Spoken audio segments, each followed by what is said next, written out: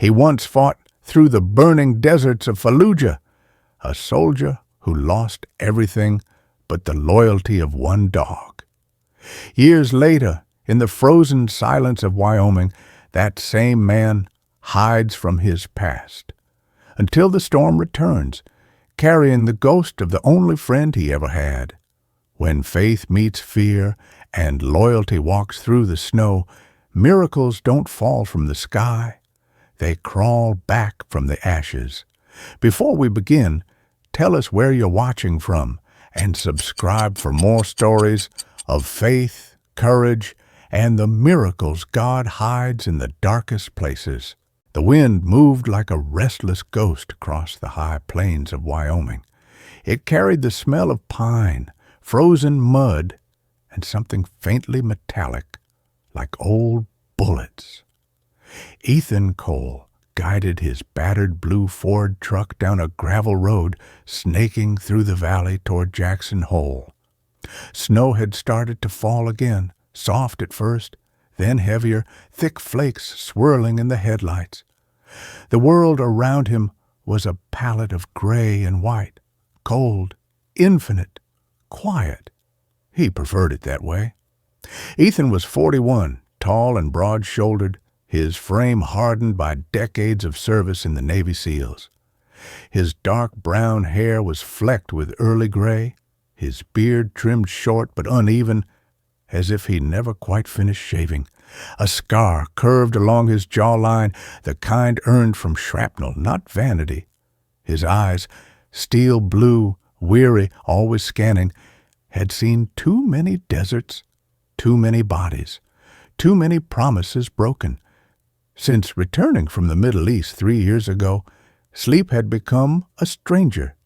Every morning he woke before dawn, not from alarms, but from dreams, the kind where the sound of a gunshot became the scream of the wind.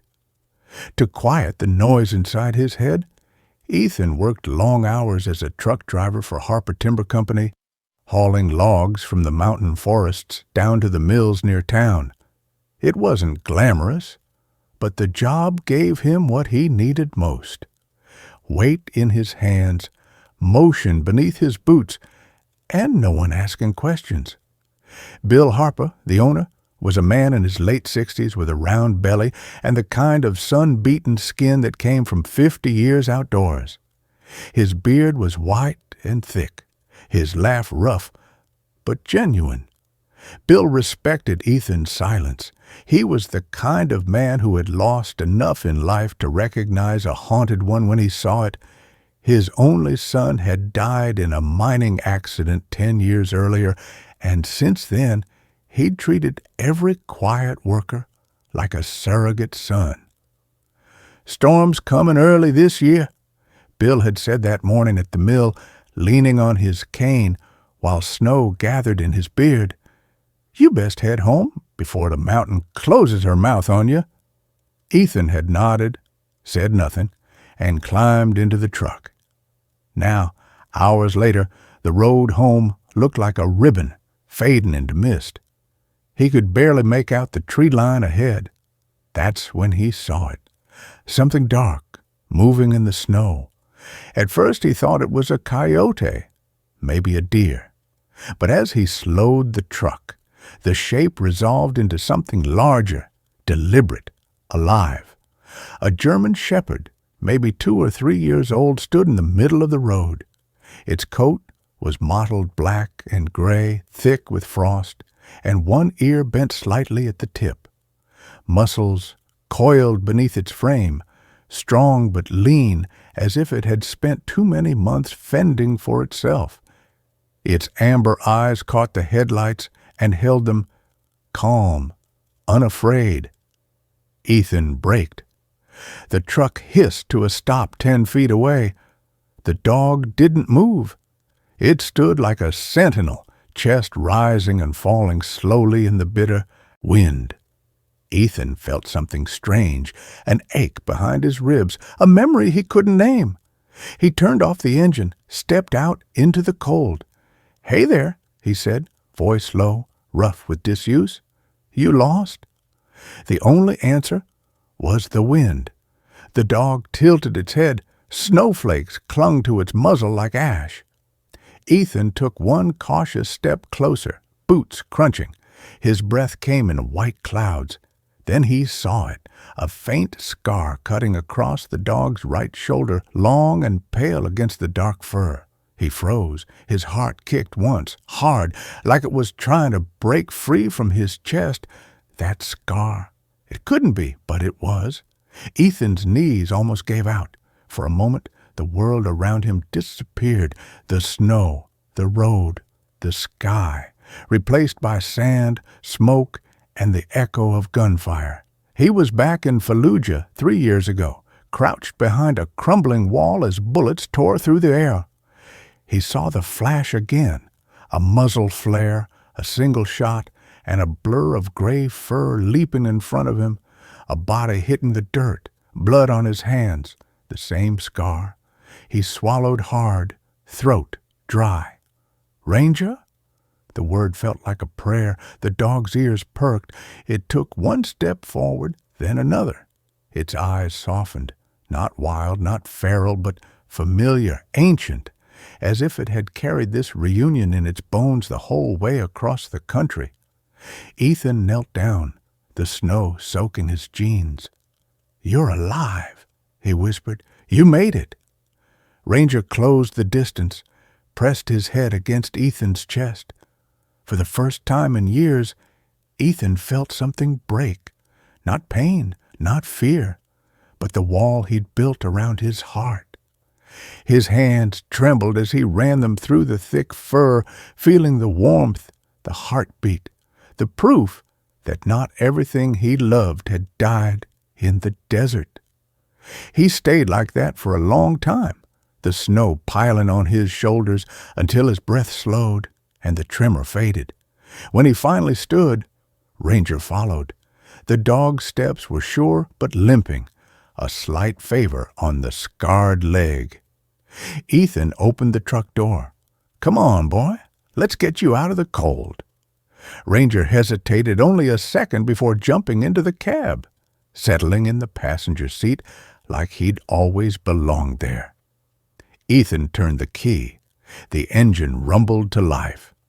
As the headlights swept across the frozen road, the storm thickened, swallowing everything behind them. Halfway home, Ethan glanced at Ranger. The dog stared out the window, ears twitching at the wind, but every so often he looked back, checking on his human like a soldier guarding a fallen comrade. When they reached the small cabin on the outskirts of town, Ethan parked and killed the engine. He sat for a moment, watching the flakes drift past the windshield. The air smelled like pine and diesel and something faintly new. Hope, maybe. He wasn't sure what tomorrow would bring. The nightmares, the guilt, the silence, they would still be there. But for the first time, he wouldn't face them, alone. Inside, the fire he'd left smoldering still glowed faintly. He poured water into a bowl, found an old blanket, laid it by the hearth. Ranger circled twice, then lay down with a sigh that sounded too human for comfort. Ethan sat in the armchair, hands folded, eyes fixed on the dog. "You came back," he murmured. "Guess we're both too damn stubborn to die." Ranger's tail thumped once against the floor. Outside, the wind howled over the mountains, but in the small cabin, warmth gathered like a secret shared between two survivors. For the first time in years, Ethan closed his eyes, and the sound he heard before sleep was not gunfire, but breathing. The night over Fallujah burned the color of rusted fire. Smoke rose from the ruins like breath from a dying beast.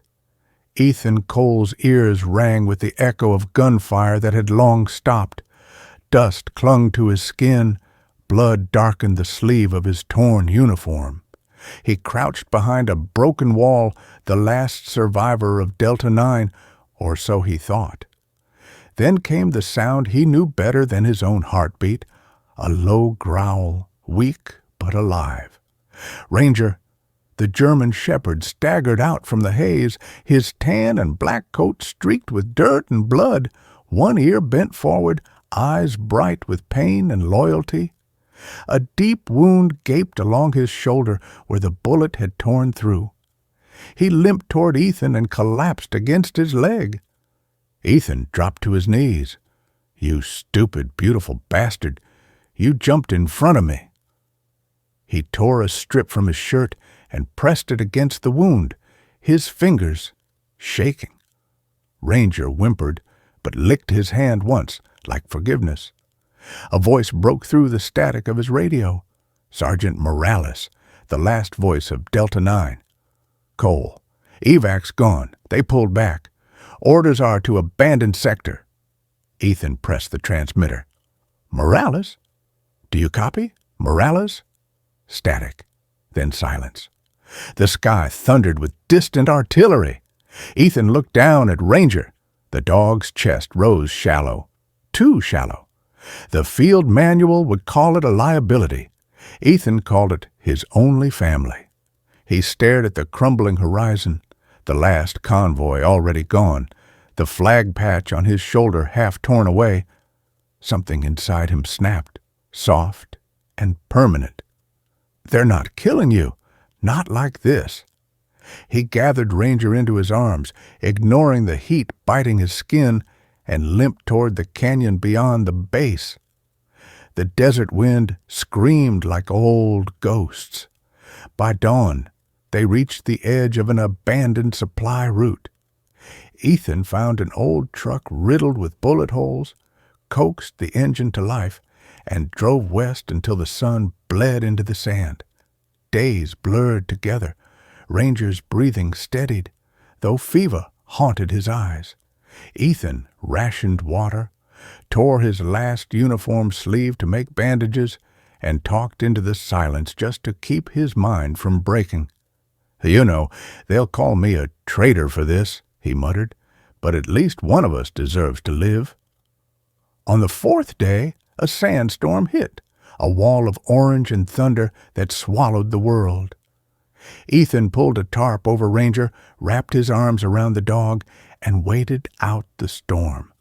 When it cleared, he saw the road ahead, a convoy checkpoint flying a foreign flag. He drove closer, waving a piece of cloth, desperate for help. But help never came. The convoy belonged to a private security unit, men in unmarked uniforms with the same efficient movements Ethan once had. Their leader was a clean-shaven man in black tactical gear, mirrored goggles reflecting nothing. He called himself Commander Rourke, tall, mid-40s, an American accent sharpened by authority. Rourke's eyes flicked to the dog. "That's a Navy K-9, isn't it?" Ethan stiffened. "He's mine." "Correction," Rourke said coolly. "He's government property, and you just crossed into a restricted sector." Two soldiers stepped forward, rifles leveled. Ranger growled weakly but didn't stand. Ethan's hand tightened on the dog's collar. "He's dying. He needs help." Rourke smiled thinly.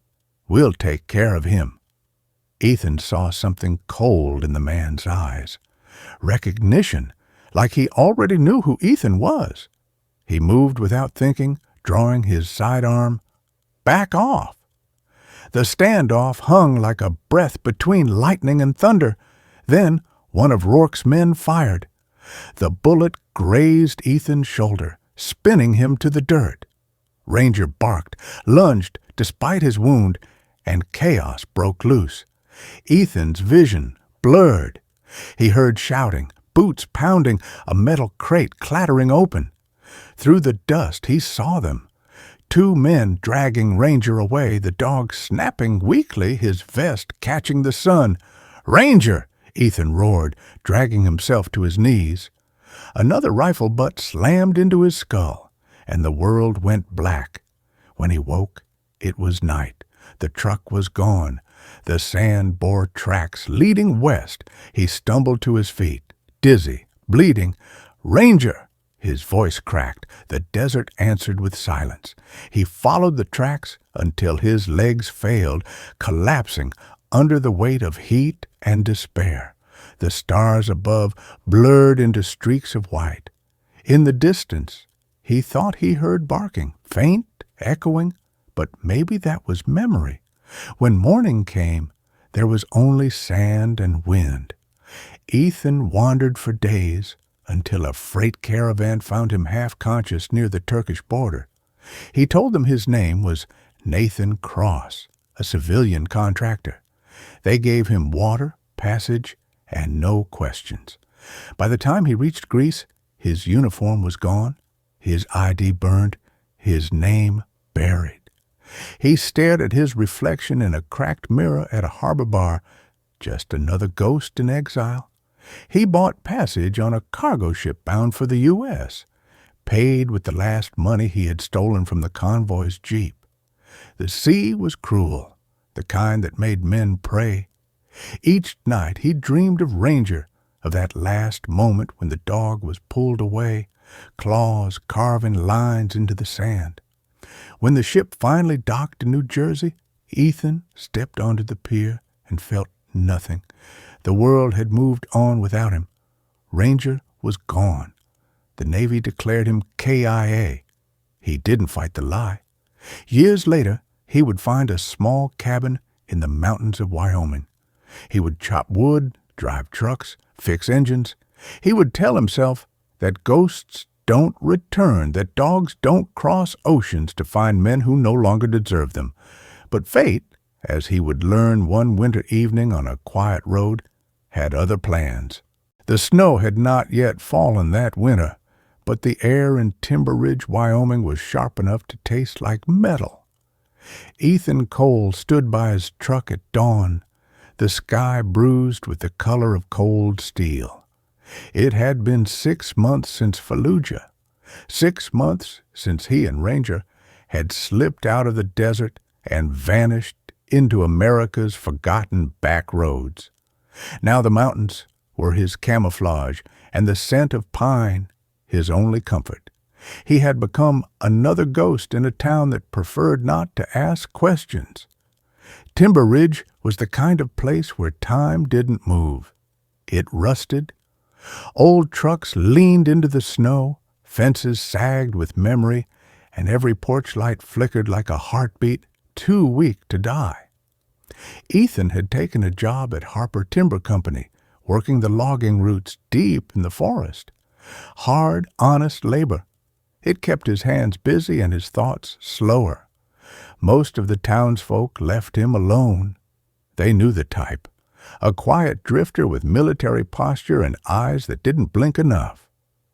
Ranger trotted beside him now, healed, but with a limp that made each step deliberate.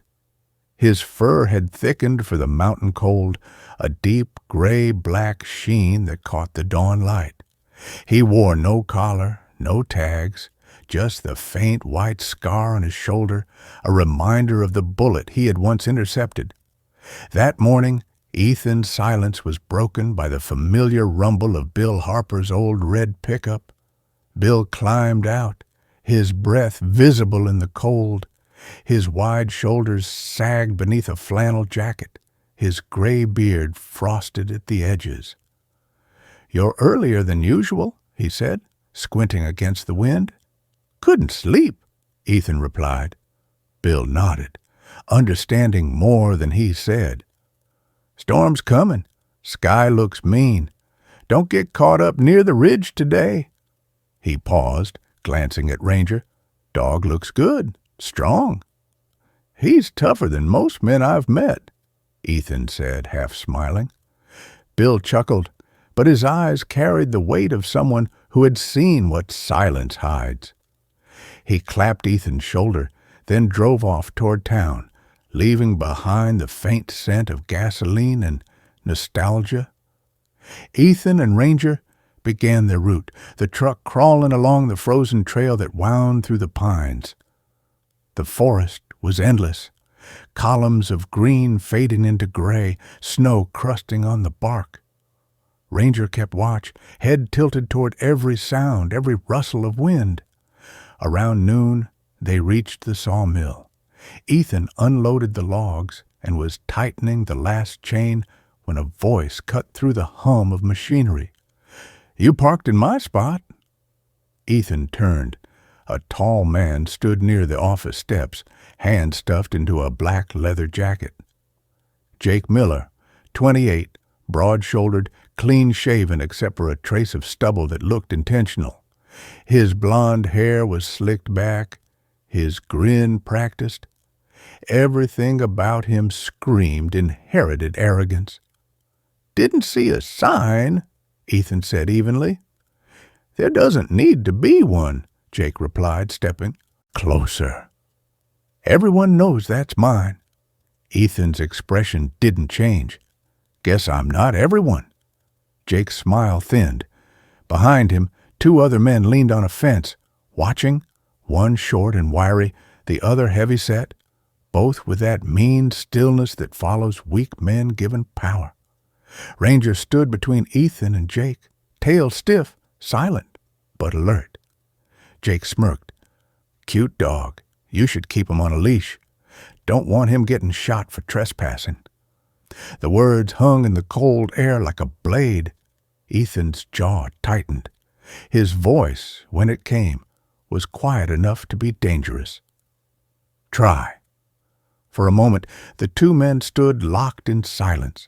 Jake's smirk faltering as something older and darker stared back at him from Ethan's eyes. Then, from the office door, a woman's voice broke the tension. "Jake Miller, you causing trouble again?" The voice belonged to Sarah Wilkes, the mill's manager. She was in her late 30s, tall and lean, with auburn hair pulled back into a rough braid. Her face was sharp, all high cheekbones and wind-chapped lips, the kind of beauty that comes from endurance, not vanity. Years of running the mill alone after her husband's death had left her with the air of someone who no longer expected help. "Just a friendly chat," Jake said, grinning. "Get out of here," Sarah snapped. "You don't work here anymore, remember?" Jake raised his hands in mock surrender. "Hey, my family owns half this town. Just saying hi." He threw one last look at Ethan. "You'll learn how things work around here, soldier." Then he turned and walked away, his men trailing behind. Sarah exhaled, rubbing her temples. "You okay?" Ethan nodded. "He always like that. Worse when he's sober." She gave a humorless smile. "Jake thinks being the mayor's son makes him untouchable." "Maybe it does." She looked at Ethan for a long moment. "You don't talk much, do you?" "Used to," he said. Didn't help. That made her laugh softly, though her eyes stayed sad. "Well, you're hired as long as you can ignore idiots and keep the machines running. And nice dog." Ranger wagged his tail once. By evening, the sky had turned the color of smoke. Ethan drove back toward his cabin, headlights slicing through mist. The encounter replayed in his head, not the words, but Jake's tone, the arrogance that always came before violence. Ranger stirred beside him as if sensing his unease. Halfway down the dirt road, Ethan saw movement. 2 trucks parked near the trail to his cabin. He slowed. A third figure stood in the headlights' wash. It was Jake. Ethan stepped out, one hand near the handle of the crowbar on his seat. "You lost?" Jake smiled, stepping forward, a beer bottle swinging loosely in his hand. "You think you can come into my town, take my job, my space, and talk back?" Ethan didn't answer. Ranger growled, low and steady. Jake took another step. "Call him off, soldier, before I put him down." Ethan's voice was calm, but his eyes had gone cold. "You pull that trigger, you better pray you hit us both." Jake hesitated. For the first time, doubt flickered. He wasn't used to people who didn't flinch.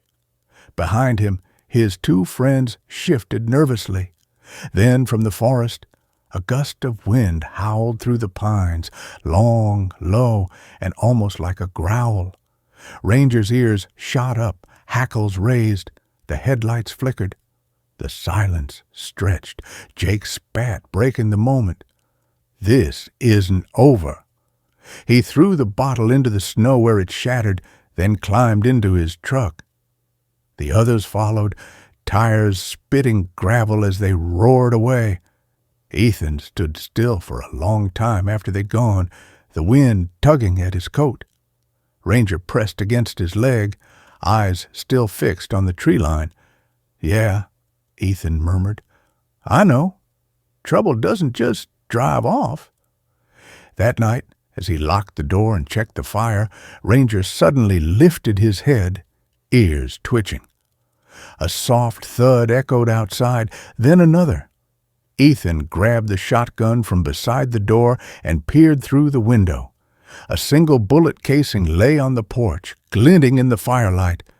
No footprints in the snow, no sound, just that empty casing.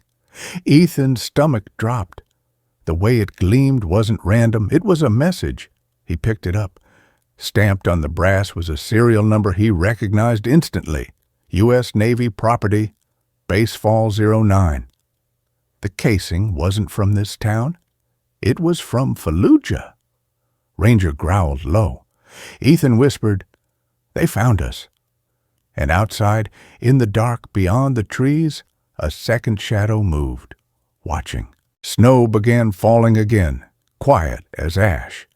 The mountains of Timber Ridge lay shrouded beneath a low gray sky, the kind that pressed on the lungs and made men feel small.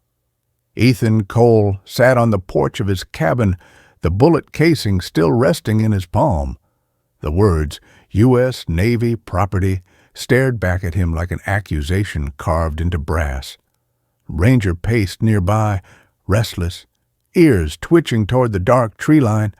For the last 2 nights, Ethan had felt it, a hum in the air, a presence that wasn't wind. He wasn't wrong. Someone was watching. The first clue had come that morning when Sarah Wilkes stopped by with a thermos of coffee. Her red hair was braided loosely over one shoulder, cheeks flushed from the cold. She wore her work coat, brown, frayed at the cuffs, but her eyes, sharp and amber in the light, caught every detail.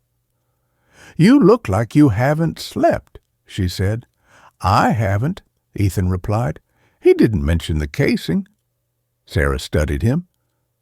"Jake Miller's been asking questions around town," she said quietly. "About you? About where you came from. Bill says someone's been poking around the timber records, too. You got enemies I should know about?" Ethan hesitated. "Not the kind that stay buried."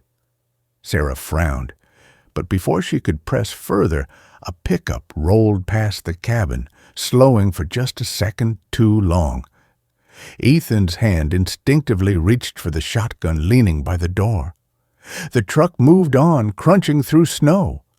Sarah followed his gaze. "That's not a local plate." When she left, Ethan and Ranger took to the woods. The trail behind the cabin wound into a ravine where the air grew colder and sound carried differently.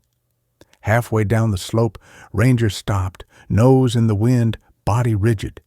Then Ethan saw it. Footprints, fresh, deep treads, military issue. He knelt, tracing the pattern with his fingers. Whoever they belonged to had been close. Too close. By dusk, a storm was crawling down the ridge. Wind howled through the pines, bending them like prayer. Ethan lit the fireplace and checked the locks twice. He loaded the shotgun, set the bullet casing on the table, and waited. It was near midnight when headlights swept across the wall. A vehicle stopped outside. Then came the knock. 3 hard raps that carried authority. Ranger's growl was low and steady. Ethan opened the door halfway, hand on the trigger. A man stood on the porch, his coat dusted with snow.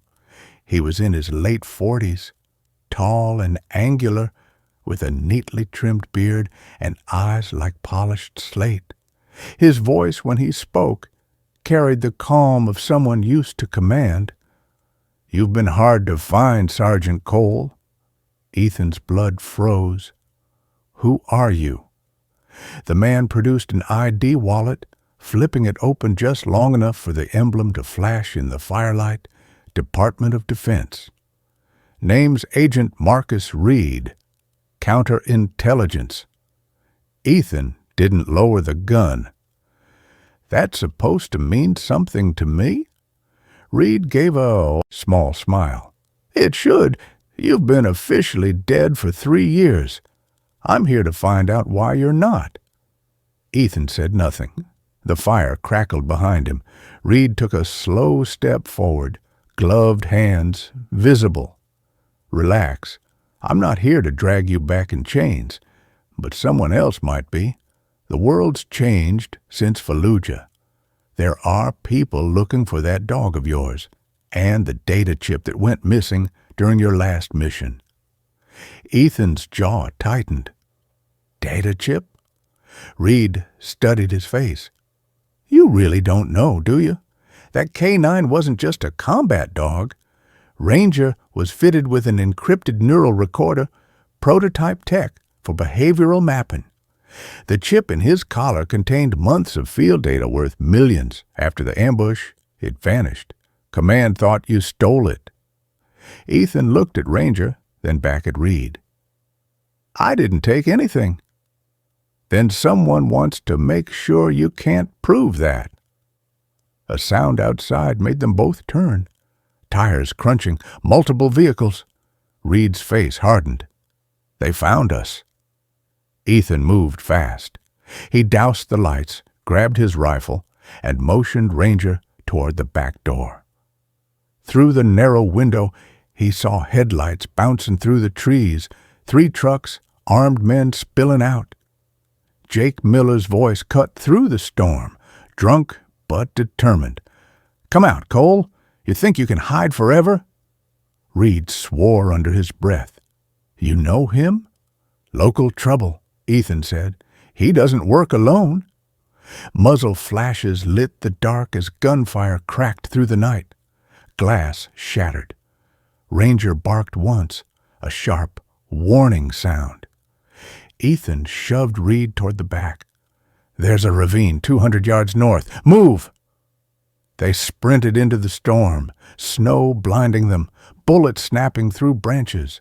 Ranger ran ahead, his dark shape barely visible.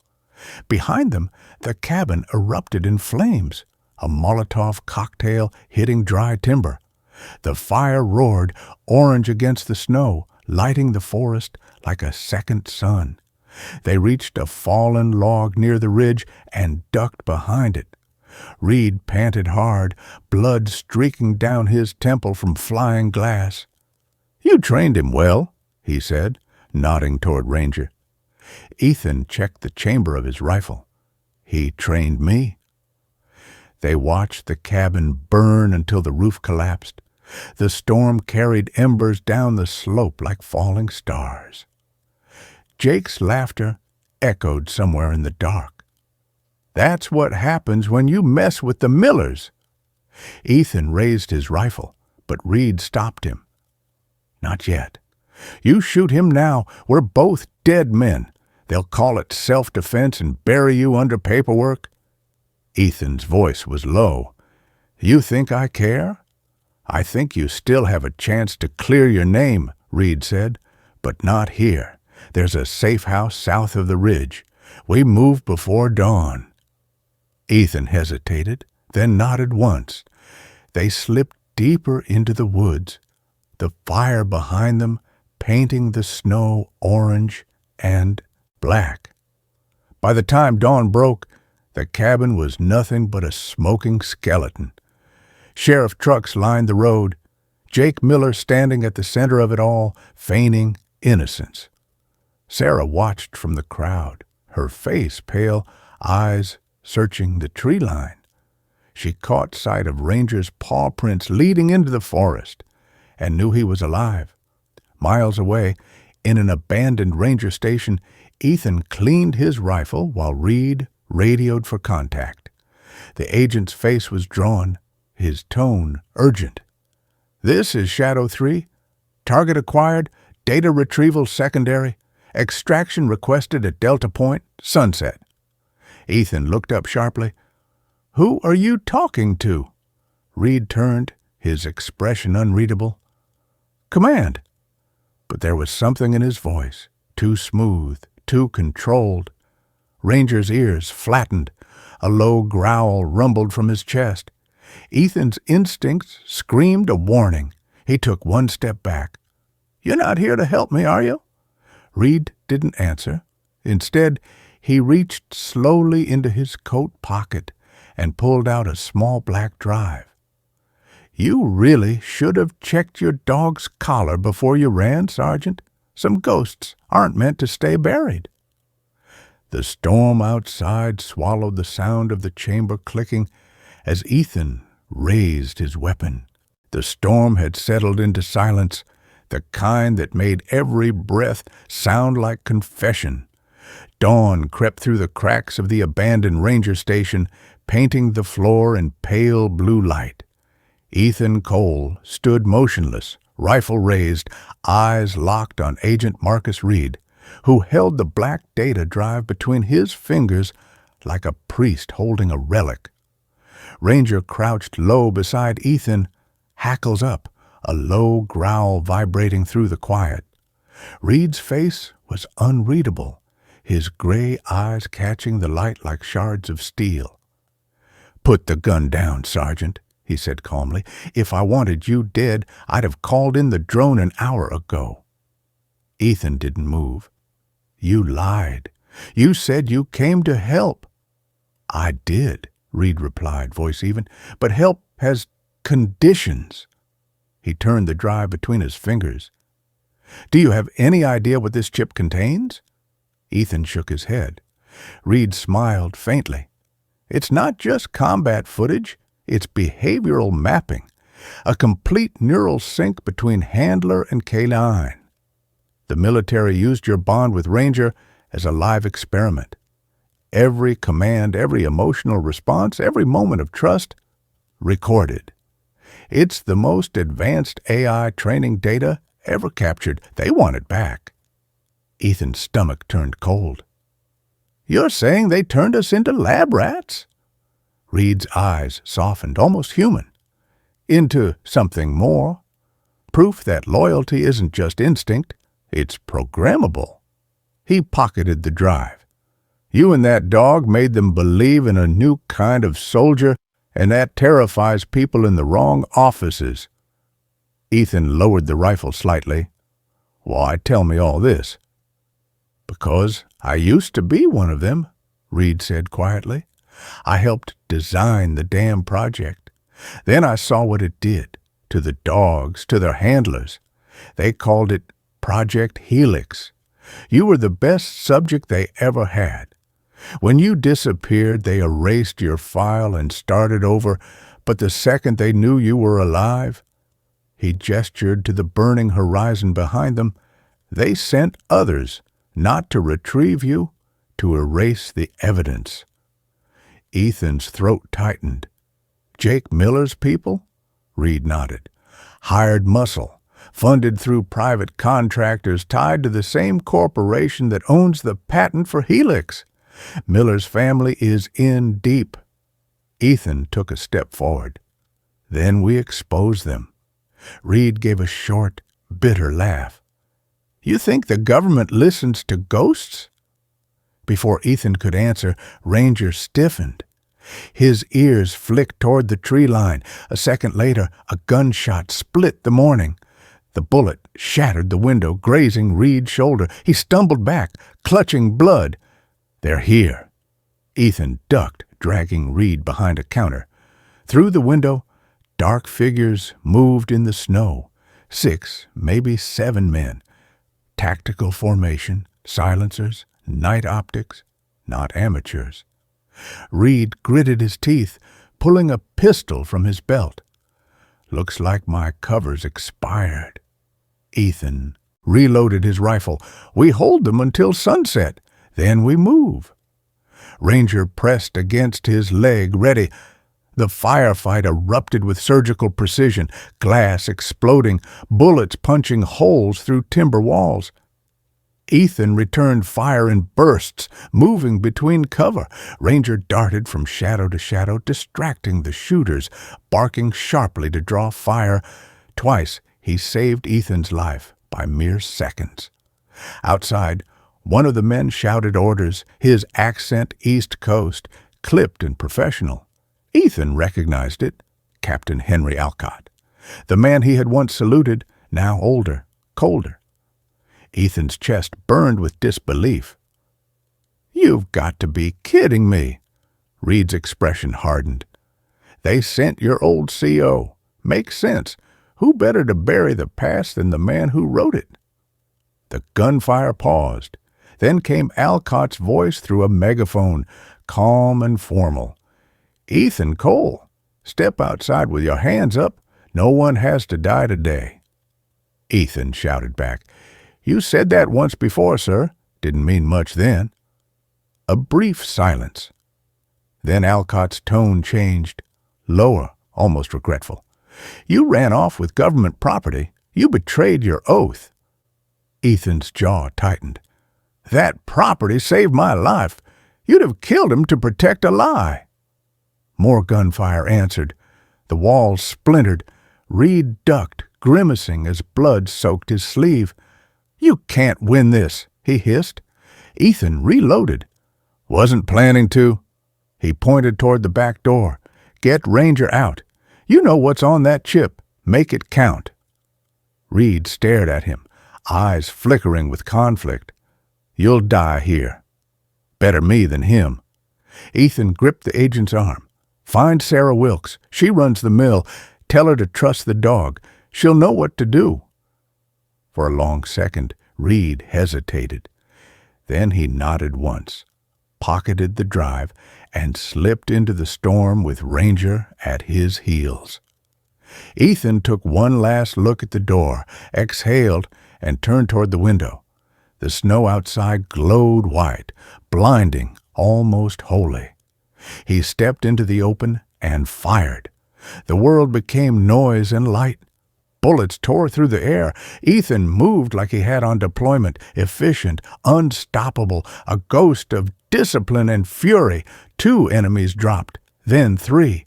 But a flash of motion to his right, and pain exploded through his ribs. He stumbled, blood blooming under his jacket. Through the haze, he saw Alcott approaching, weapon raised.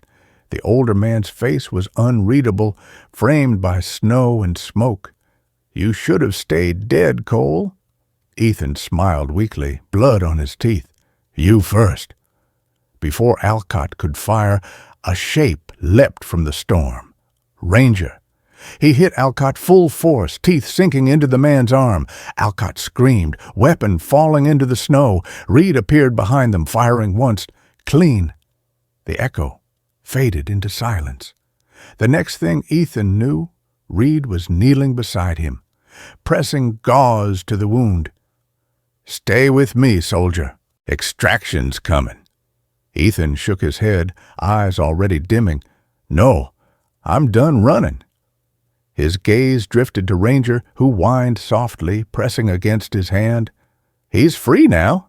Make sure he stays that way." Reed's voice cracked. "I will." Ethan's last breath came out as a whisper. "Tell Sarah, the storm's over." By the time the helicopter arrived, the ranger station was a blackened husk. Reed stood outside with Ranger sitting at his side, both of them watching the sunrise over the frozen ridge. Weeks later, the story spread quietly across Timber Ridge.